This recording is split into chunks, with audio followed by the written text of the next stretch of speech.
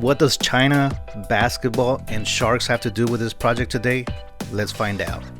In today's video, we partner up with Kustom Kontrollerz once again to bring you another cool project. It's going to be a custom controller for Bledsoe. He actually played for the Clippers a while ago. Right now he's playing in the Shanghai Sharks over there in China, and we're going to make this custom controller specifically for him. Welcome guys. If you guys are new here, my name is Ernie and I customize just about anything from custom apparel to branded promotional products for your business. In today's video, we're going to do a custom controller like we said before, and we're going to go straight into it and get it prepared.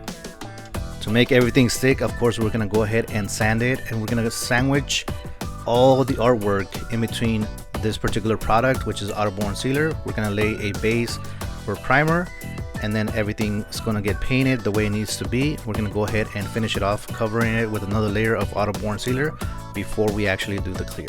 This particular product, Autoborn Sealer, tends to dry really hard, so I'm going to be sanding in between each layer. If I do end up putting multiple layers after it dries, I'm going to sand it right after. This way the additional paint or layers that I'm going to be putting on top of it actually stick onto the product.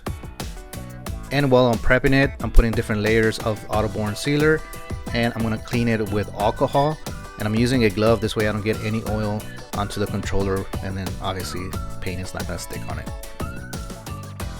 And we're going to be putting a nice base of white. This way the orange really stands out. So we're going to go ahead and mist everything out and then put 3 nice solid white layers of paint. This way we get good coverage. The paint has been filtered out, has been thinned out, but sometimes you still get those little, pieces of blob of paint that stick to the item itself. So after I do each layer and it's dry, I go after with a little sander and try to get those things out of the way before I continue, because otherwise, as you're building the paint, it'll make it look bigger and bigger and bigger because you're just covering it. So I prefer to sand it down. This way at the end you have a nice smooth finish. So I'll be using stencils for this particular project. So what I want to do is, after I finish each layer, I'm putting down a layer of Autoborn Sealer. This way when I go to stick on my stencil and take it off, the paint actually sticks to the controller. It doesn't peel right off when you peel that stencil. Obviously you will have to do that again after you use another stencil, and so forth and so forth. It's just a safety, a security, I guess insurance for you to be able to continue on with the project without having to get frustrated, come back and redo the whole thing again. So in this case we'll be using Autoborn Sealer for each layer. To make my painting process go a little bit quicker, I'm using a heat gun to dry each layer. This way we can move quicker, and especially when it's cold outside, the paint doesn't dry as fast. So that's what I'm using to dry in between each layer.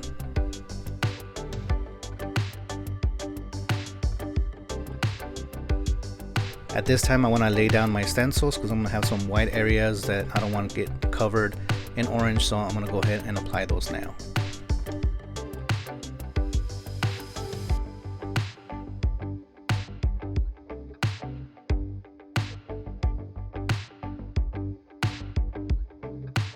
The hardest part of laying down the stencil is working with the curves of the controller, especially down on the edges where you grab the controller, or kind of like in the center where the holes are, because they tend to be a little bit higher.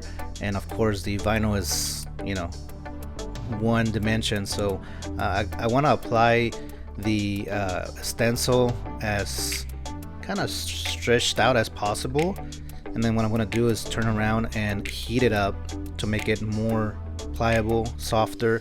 And then what I'll do is I'll go ahead and push the vinyl stencil in the curves.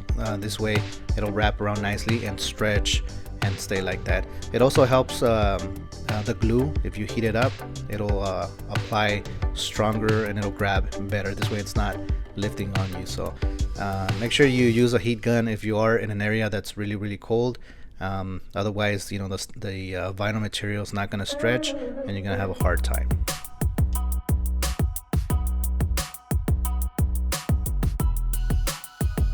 I'm not going to cover the entire controller because we are having some text on the right side that are blue. So I'm going to spray that and then come back with another stencil and cover that. I'm going to repaint everything that kind of got oversprayed, I guess you can say, with more white, and then I'll go ahead and cover everything and paint the background.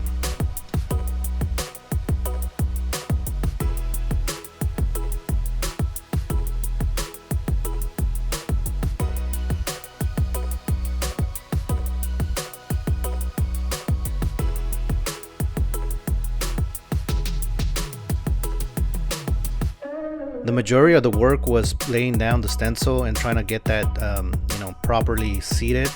Other than that, once we spray the majority of the controller, all we gotta do is just come back and add some additional highlights and small details with the brush, and this controller is ready to go.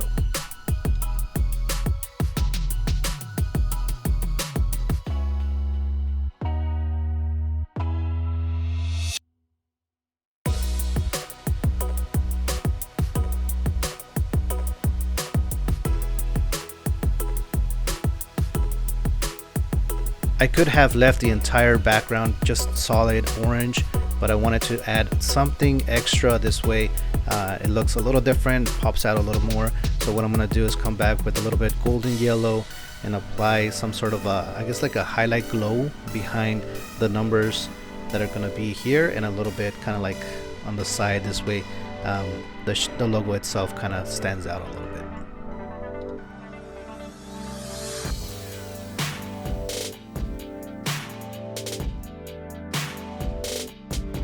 The majority of the stencil work is done. I'm going to go ahead and remove all my stenciling. I'm going to come back and add some additional details on the shark itself and some outlines on the lettering. And once everything is dry, we're going to go ahead and clear the entire controller.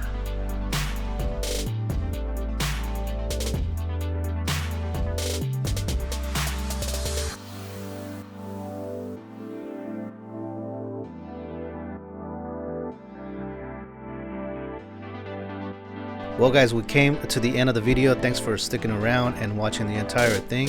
Let me know if you like this particular project. Let me know what you guys are doing for yourself, or what kind of art you guys are doing. I know some of you are artists in heart, and maybe you're not painting but you're doing something else. Let me know what that is in the comments below, and hopefully I'll see you guys on the next video. Take it easy for now. Bye bye.